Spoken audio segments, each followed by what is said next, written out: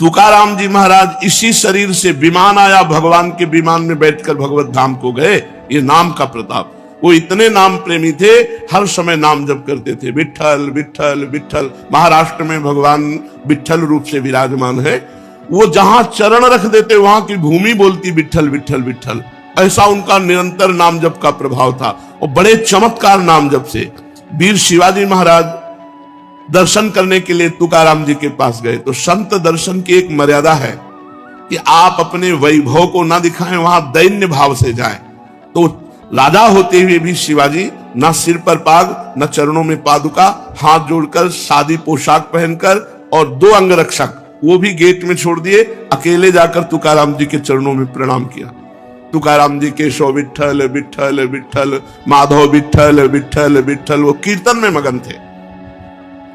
इतने में मुगल सैनिकों को पता चला कि शिवाजी बिना सैनिकों के तुकाराम जी के पास गए हैं। उन्होंने सोचा बहुत अच्छा अवसर इनको बंदी बना लेने का। गुप्तचर लगे हुए थे, तुरंत सूचना मिली तो जो अंगरक्षक गेट में खड़े थे वो अंदर गए और कान में लगकर शिवाजी से कहा कि मुगलों को पता चल गया है कि आप यहाँ आ गए हैं, तुरंत यहां से हट जाइए नहीं तो आपको बंदी बना लेंगे। शिवाजी ने कहा बाहर जाओ। तुकाराम जी की तरफ देखा, उनका विठल विठल विठल, बैठे रहो। और वो भगवान नाम कीर्तन कर रहे। देखो नाम कीर्तन का अमोघ प्रभाव। मुगल सेना आई पूरी, अंगरक्षक तो गुप्त रूप से हो गए, वो मंदिर में गए, केवल तुकाराम जी ही दिखाई दिए, वहां शिवाजी दिखाई ही नहीं दिए। मुगलों की आंखों में शिवाजी दिखाई नहीं दिए, सामने बैठे रहे, हिले नहीं, निर्भय होकर के। पूरे मंदिर में ढूंढा, जब नहीं मिले तो उनका गलत सूचना मिली और वो वापस चले गए। और वो वैसे ही कीर्तन में बैठे रहे, तुकाराम जी कीर्तन कर रहे, सामने शिवाजी, लेकिन कोई मुगल शिवाजी को नहीं देख पा रहे, मुगल सैनिक। ये भगवान नाम का अद्भुत चमत्कार। जो भगवान नाम का जप करते हैं उनमें अपार सामर्थ्य होती है। एक बार कबीरदास जी को जो मुगल सम्राट था उसने बंदी बना लिया। उनकी मां को कुछ विद्वान जनों ने कि तुम्हारा लड़का देखो राम राम कहता है, उचित होगा कि वो अपने धर्म का नाम उच्चारण करे, इसलिए तुम बादशाह से यदि कह दो तो वो तुम्हारे धर्म की बात मानेगा।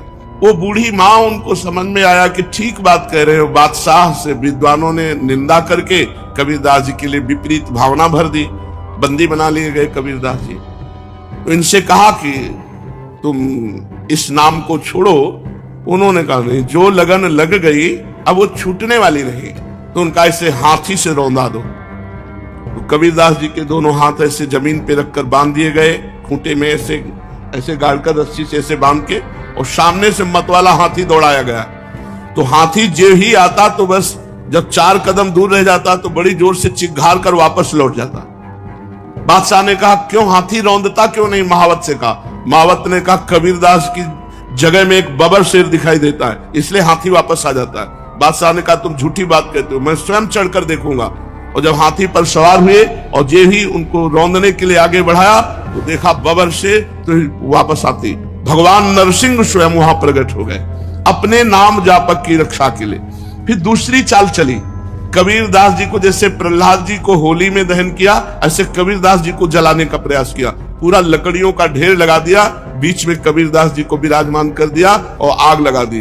राम राम राम राम राम, एक भी रोमा नहीं झुलसा, पूरी लकड़ियां भस्म हो गई कबीरदास जी की। ये कथा हमको पुष्टता प्रदान करती है कि हमें किसी भी दुख में, किसी भी संकट में, कोई भी माया के काम क्रोध लोभ फंसा ना सके। हम भगवान का नाम जप करें, नाम में अपार सामर्थ्य है। ओ प्रीतम, तेरे सब दुख दूर करने के लिए मेरा नाम समर्थ है। तू नाम ले, केवल चिंता मत कर, मैं तेरे भीतर बाहर सब कुछ देख लूंगा। भगवान कहते हैं भीतर तुम्हारे विकारों को मैं देख लूंगा और बाहर तुम्हारे विरोधियों को देख लूंगा, तुम केवल मेरा नाम जप करो। कितने कृपालु भगवान हैं। जो संपत्ति शिव रावण ही, दीन दिए दसमाथ, सोई संपदा विभूषण ही, सकुच दीन रघुनाथ।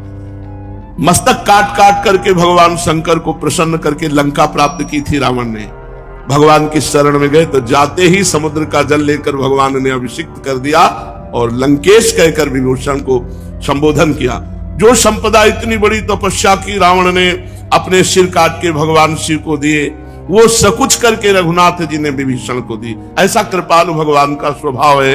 कह रहे तेरे भीतर बाहर मैं सुख प्रदान करूंगा, तेरे भीतरी शत्रुओं को, बाहरी शत्रुओं को मैं देख लूंगा। जब भगवान कह रहे हैं तो अपने को क्या परेशानी, अपने को तो केवल नाम जप करना है और अपने कर्तव्य कर्म को करना है। आप जो भी कर्तव्य कर्म करते हैं वो भगवान की पूजा हो जाएगी यदि नाम जप करते हुए करें, भगवान का स्मरण करते हुए करें।